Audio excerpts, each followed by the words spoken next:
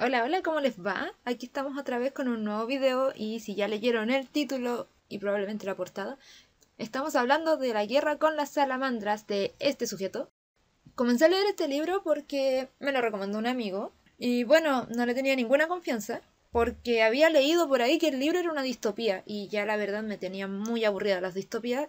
Y me llevé una agradable sorpresa al momento de comenzar a leerlo, ya que este sujeto trata súper bien el tema distópico. Más allá de una distopía ya ultra caricaturesca y ultra notoria, tal como es, por ejemplo, en 1984, o una distopía que sea un poquitito más sutil, pero que igual se entienda como distopía, como es en el caso de Fahrenheit 451, olvidé el número. Ya sea cualquiera de esos tipos de distopías, siempre estaba el factor humanos oprimiendo humanos. Y ya me tenía un poquito aburrida, lo encontraba como muy repetitivo. Ya una vez uno lee las distopías, lo único que le entretienen pasa a ser la historia y no la distopía en sí. Obvio, una distopía no entretenida. Duh. Anyway, a lo que iba con el tema de la guerra de la salamandra, es que me sorprendió el cómo este sujeto trató tan bien el asunto. Encontré que es un libro bastante original, sobre todo en esos años. Rescata hartas cosas de otros autores que, bueno, a medida que lo vayan leyendo pueden ir notando ciertas coincidencias, ciertas similitudes, pero al mismo tiempo es muy único el libro y eso es lo que lo hace tan genial. Pero vamos a lo que nos trae aquí y veamos por qué. Tengo 3 puntos muy importantes. El primero es cómo combatir el racismo con más racismo. Este sujeto parece tener una obsesión con este tema, ya que varias de sus obras más o menos tratan este asunto. En La guerra con las salamandras lo hizo evidente y muy caricaturesco, partiendo desde las descripciones y el uso del lenguaje. Durante las descripciones teníamos mucho, sobre todo al principio, la voz del capitán Van Toch, quien describía a los demás como inferiores. Él, al ser un capitán checo que estaba dando vueltas por el mundo en los lugares, entre comillas, menos civilizados para él, todos los que estaban ahí eran ladrones, eran mentirosos, eran supersticiosos, eran lo peor de lo peor. Y él, como hombre europeo, era alguien bueno.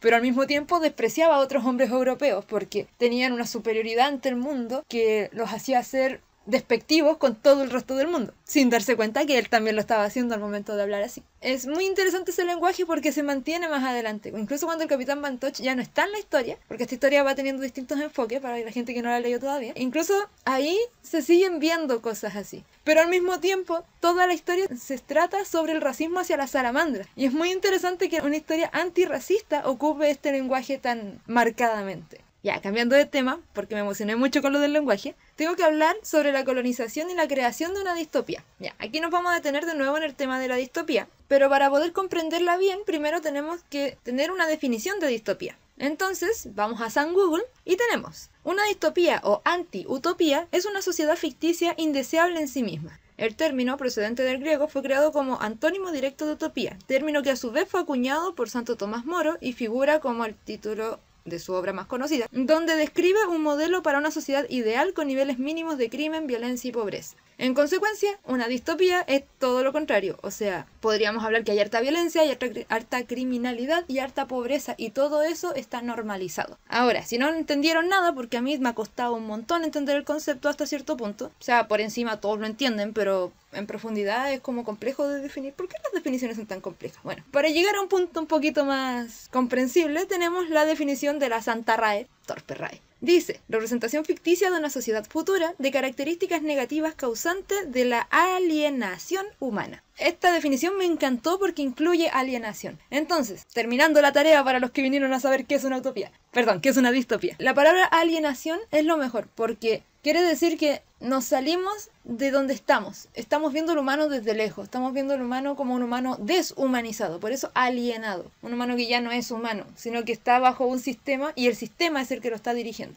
Por eso también se dice que una utopía podría llegar a ser en sí una distopía. Es un tremendo tema. Yo no me voy a meter ahí porque no soy especialista en distopías. Como les decía, a mí me aburren un poquito. Pero ahí, para los que no sabían, aquí la tarea les quedó hecha. Y ahí ya pueden ir a investigar como corresponde. Entonces, volviendo a la guerra con las salamandras de este sujeto, tenemos entonces la creación de una distopía. Aquí lo que pasa no es que empezamos la historia en media res y las salamandras ya están instauradas en el colectivo. Estamos viendo desde el principio cómo se tuvo el primer contacto con las salamandras. Y de ahí la historia empieza a desarrollarse. Y de ahí comienza a crearse una distopía. Es decir, un nuevo orden mundial. Una nueva manera de ordenar el mundo y de hacer que el mundo completo tenga esta idea de las salamandras, esta manera de gobernar, esta manera de tratar a las salamandras también. O sea, una distopía. Tenemos también que los parecidos con la realidad no son mera coincidencia aquí. ¿Saben que a mí me pilló volando bajo? Que estaba leyendo y de repente empezaron a salir nombres que se me hacían familiares y yo no sabía de dónde. Hasta que me hicieron la evidente alusión del doctor, creo que era el doctor o era como el científico, el sociólogo, no me acuerdo, pero tenía un grado así como nada que ver. Pongámosle que fuera doctor. Decían, el doctor Marqués de Sade dice... Y te ponían un texto falso sobre lo que Marqués de Sade decía. Eso lo encontré muy genial. Así que no, cualquier parecido con la realidad no es mera coincidencia. No se coman ese disclaimer de 31 minutos en el que les dicen cualquier parecido es coincidencia y no estamos basándonos en nada. Aquí sí se está basando este sujeto en un montón de cosas que pasaron en realidad. Y si van a investigar más allá con gente que sí hizo la tarea, porque yo solo leí el libro, en realidad hay hartas comparativas con sucesos históricos reales. No sé, no me meto en historia. Alguien por favor ayúdeme con eso porque soy re mala para las fechas. En fin, tenemos entonces la explotación de las razas inferiores a cambio de productos. ¿Qué es esto? Otra vez,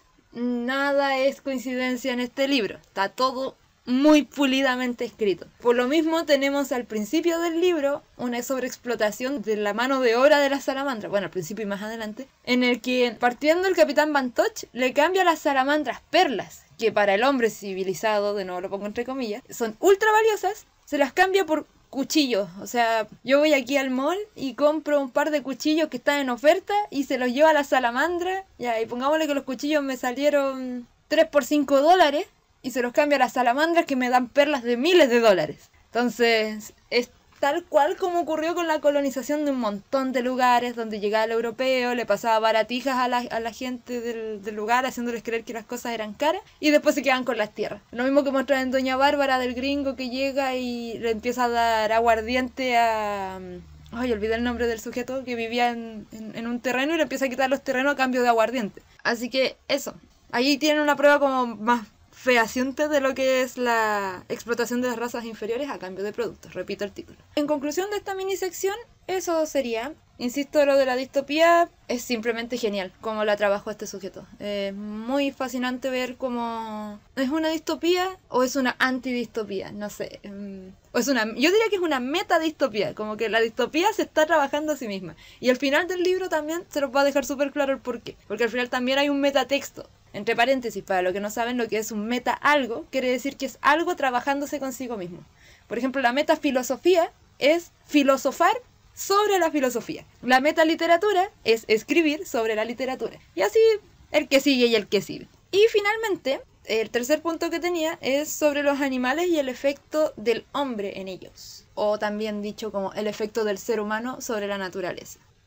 Este tema lo haría un video completo, te juro. Pero en fin, tenemos la alteración del ambiente natural, la sobreexplotación de recursos naturales, como algo que se presenta desde el primer momento. El capitán Van Toch, estoy segura que lo estoy pronunciando mal, es un sujeto muy bueno con las salamandras. De hecho, mucha gente a lo largo del libro le tiene mal a él porque él quiere más a las salamandras que a las mismas personas porque son seres inocentes. Pero sin darse cuenta, el capitán Van Toch está haciendo un daño gigante tanto a las salamandras como al ecosistema como a la humanidad. Por lo mismo que les explicaba antes, él iba, le pasaba cuchillos a cambio de perlas. Listo, él estaba feliz porque tenía plata y de paso él le enseñaba a usar los cuchillos a sus tapaboys para que pudieran abrir las ostras, sacar las perlas y poder comer ellas tranquilamente y poder engordar y reproducirse. Después el capitán Van Toch les enseñó a usar arpones para matar tiburones y así las salamandras podían defenderse y seguían reproduciéndose. Entonces, como todos sabemos desde el jardín de niños lo que es la cadena alimenticia, sabemos a lo que va a ir esto. Sabemos que el hecho de que las salamandras maten tiburones y tengan más alimentación las va a hacer reproducirse un montón. Es lo que ha pasado en todos lados donde matan a una especie que es depredadora y la especie depredada, ¡puf!, prolifera.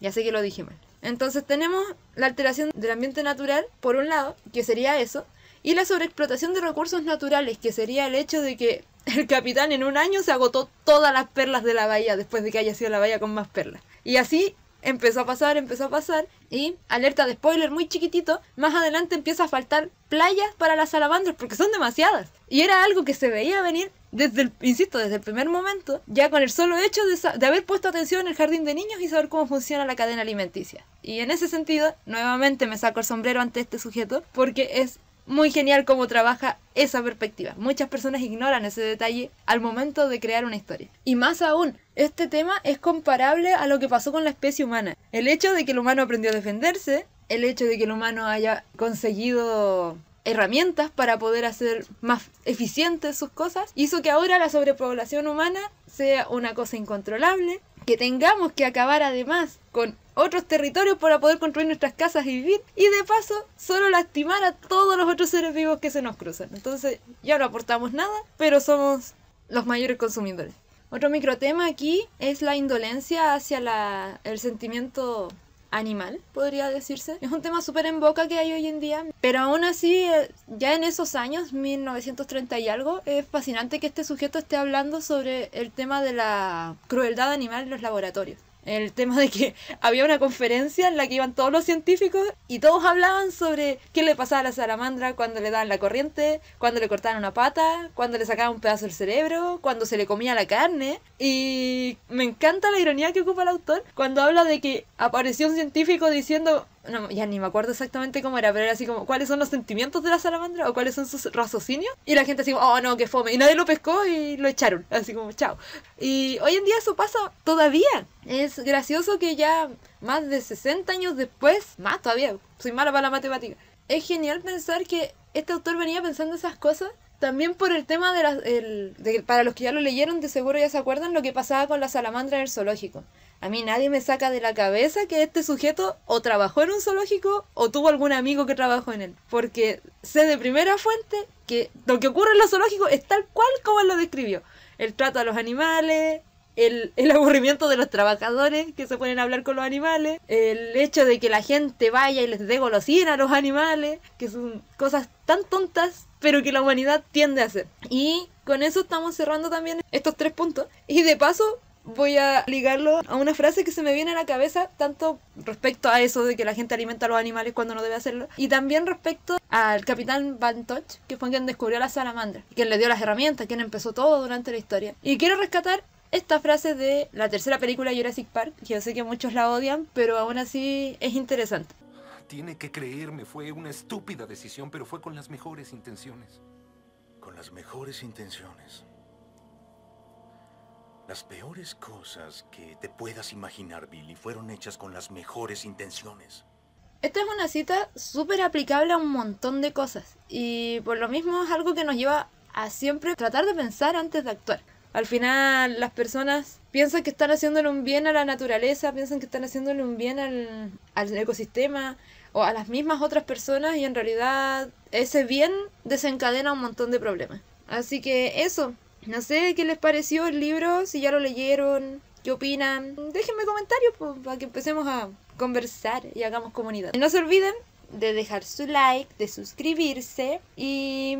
nada, espero que este video les haya gustado porque lo que es yo, otra vez, como siempre, me fui en la lengua y me puse a hablar demasiado. Cuídense un montón, nos vemos de nuevo. Espero que me hayan entendido mi español ultra rápido chilensis. Y eso, nos vemos en la otra. Cariñitos, adiós.